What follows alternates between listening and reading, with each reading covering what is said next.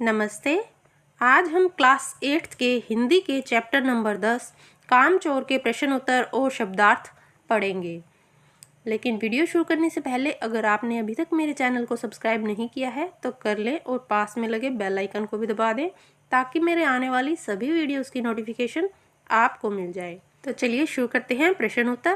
प्रश्न नंबर 1, कहानी में मोटे मोटे किस काम के हैं, किन के बारे में और क्यों कहा गया?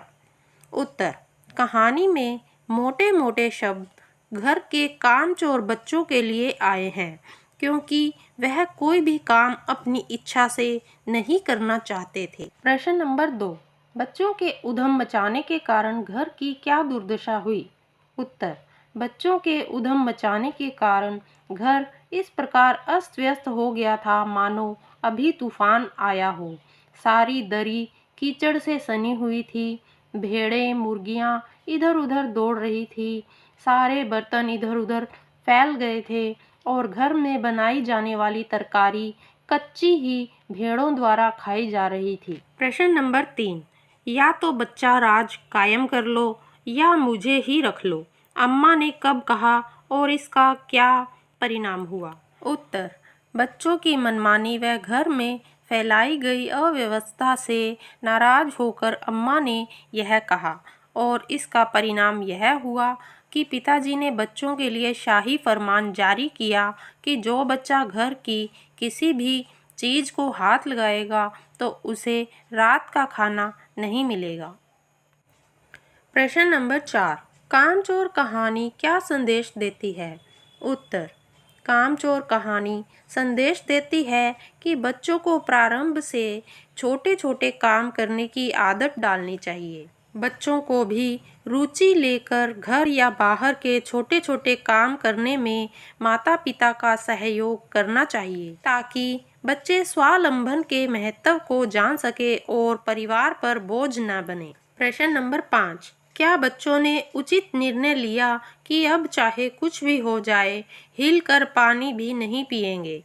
उत्तर, नहीं, बच्चों द्वारा लिया गया निर्णय उचित नहीं था क्योंकि उनमें कोई भी काम करने की इच्छा नहीं थी, तभी वह काम को ठीक से नहीं कर पाए।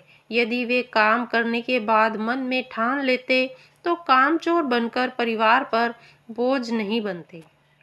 प्रश्न नंबर 6, भरा पूरा परिवार कैसे सुखद बन सकता है और कैसे दुखद? कामचोर कहानी के आधार पर निर्णय कीजिए। उत्तर, सदस्यों में सद्भाव व एक दूसरे का सहयोग करने की भावना हो, सब मिलजुल कर काम करें तो परिवार में खुशी का वातावरण रहता है। जबकि सभी सदस्य अगर घर के बड़ों पर अपने अपने काम छोड़कर खुद कुछ न करें तो परिवार में तनाव व लड़ाई झगड़े का माहौल बन जाता है। इसी के साथ प्रश्न उत्तर समाप्त होते हैं और पाठ में आगे हैं उपसर्ग। उपसर्ग युक्त स्वर शब्द बनाइए। तो चलिए शुरू करते हैं। प्र का उपसर्ग बनेगा प्रदान, प्रदेश, प्रमाण।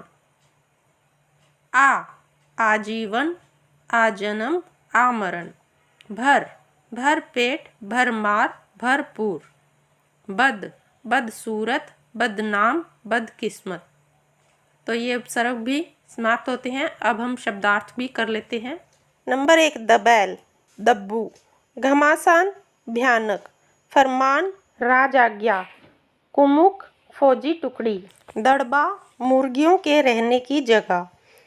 दालान, बरामदा। तरकारी, सब्जी। मातम, शोक मनाना। बटालियन, पलटन। कोर्ट मार्शल, फौजी अदालत में सजा सुनाने की तरह। तो इसी के साथ इस पाठ के शब्दार्थ भी समाप्त होते हैं। आपको ये वीडियो कैसी लगी कमेंट करके अवश्य बताइएगा। अगर आपको ये वीडियो अच्छी लगी तो इसे लाइक कीजिएगा, शेयर कीजिएगा और मेरे चैनल को सब्सक्राइब करना ना भूलिएगा और पास में लगे बेल आइकन को भी दबा दें ताकि मेरे आने वाली सभी वीडियोस की नोटिफिकेशन आपको मिल जाए। धन्यवाद।